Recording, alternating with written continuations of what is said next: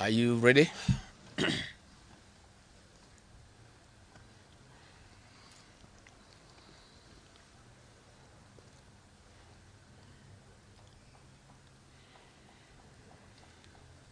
Uko tayari? Hmm?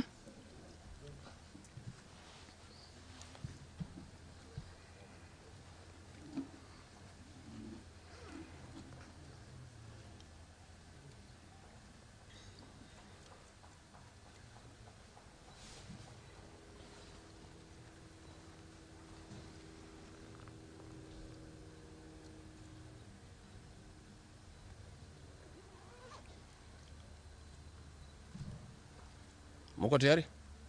Thank you. Dear Kenyans, you are all aware of the political developments in our country. We are standing at a point of economic, political, and social nosedive as a nation. As a country, we, the people of Kenya, are being treated by William Ruto as less Kenyans at any given moment. Driven by the resolve for a better Kenya and patriotism, I have heard a call from the people of Kenya to speak into the matters that are of concern to them and all of us for our common good.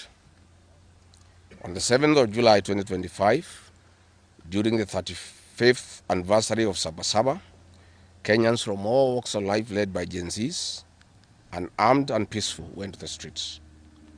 This is not the first demonstration that has happened in Kenya this year where lives have been lost and property destroyed. Unbeknown to these peaceful demonstrators, the tired regime of Ruto had a well-organized state-sponsored militia in cohort with the police and other state security agencies to maim, kill and destroy property and blame it on the Kikuyu community and specific leaders who are perceived unfriendly to this killer regime. This targeted profiling of the Kikuyu community and destruction of their specific business is an economic sabotage not new to the narrative of William Ruto. On the 30th day, this state-sponsored militia, under instructions and guidance from the police, were dropped in different places in the country and mostly in the Mount Kenya region and other regions not perceived friendly to the government. They were strategically dropped past midnight, and then roadblocks were placed by the police while others was dropped early in the morning. The militia were procured by Ruto, governors and MPs allied to him. These regions include Nairobi, Kiambu, Kajiado, Kisii, Nyeri, Murang'a, Kiambu, Kirinyaga, Meru, Nyandarua, Kajiado, Kitengela, Ongata-Rongai, Machakos, Embu, and in Wote.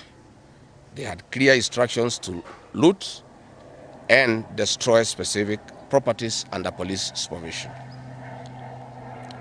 A killer squad of 101 that works under the Director General of the National Intelligence Service, Nuruddin Haji, was armed with assault rifles and drove in a convoy of unmarked Subarus, shooting and killing innocent protesters aimlessly in the streets and estates. This squad in Subarus, hooded and masked against court orders, are disguising themselves as DCI's officers, yet we know they are not. In fact, I would like to clarify that the National Intelligence Service has procured Subarus to give an impression that this killer gang is from the DCI. The truth of the matter is that this has nothing to do with the DCI. This is the National Intelligence Service.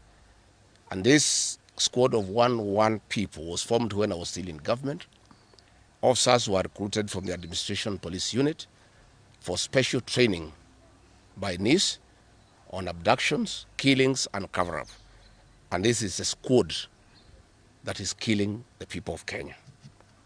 The killings and the business destruction pattern point to William Ruto's ethnic profiling narrative, which he is a master with no rival. With a close coordination of PS Interior Raymond Omolo, this narrative was boosted online by state bloggers to spin the narrative. The Cabinet Secretary Kipchumba Murkomen's public to shoot to kill order, coupled with assurances to police officers that the government will not cooperate with the investigators in police conduct has emboldened security forces. Police officers are now on record threatening citizens who are in their homes, boasting of their license to kill, acting with a confidence that can only come from the highest echelons of power.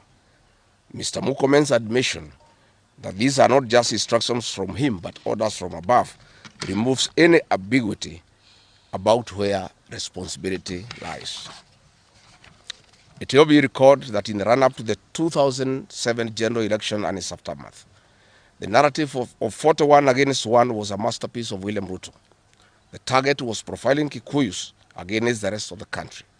To a large extent, he succeeded, and every Kenyan knows what happened, and it is also fresh in his mind of the ICC ordeal still hanging on the neck of William Ruto today. We remind William Ruto that his ICC cases are not yet over. They have been paused after witnesses disappeared, and what he is pretending over are crimes under the Rome Statute. It is clear history is repeating itself, and the architect William Ruto is back on the deck. He is hell-bent to finish his unfinished business with the people of Mount Kenya, destroy their businesses, and make them black sheep of Kenya.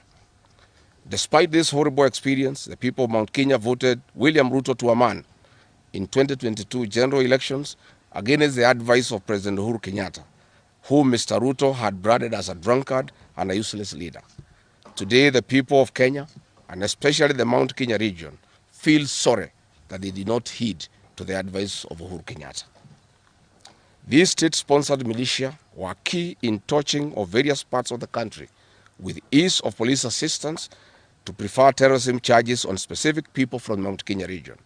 So far, about 50 young people are in courts in trumped-up charges of terrorism in scenarios of stage-managed crimes by the state. Again, this is a clear onslaught on the Kikuyu nation. A case in point, when a police station in Mawego in Homa Bay County was torched, the suspects for that particular crime have been charged with arson. But when a police station is alleged to have been torched in Kiambu, suspects from the Kikuyu nation are charged with terrorism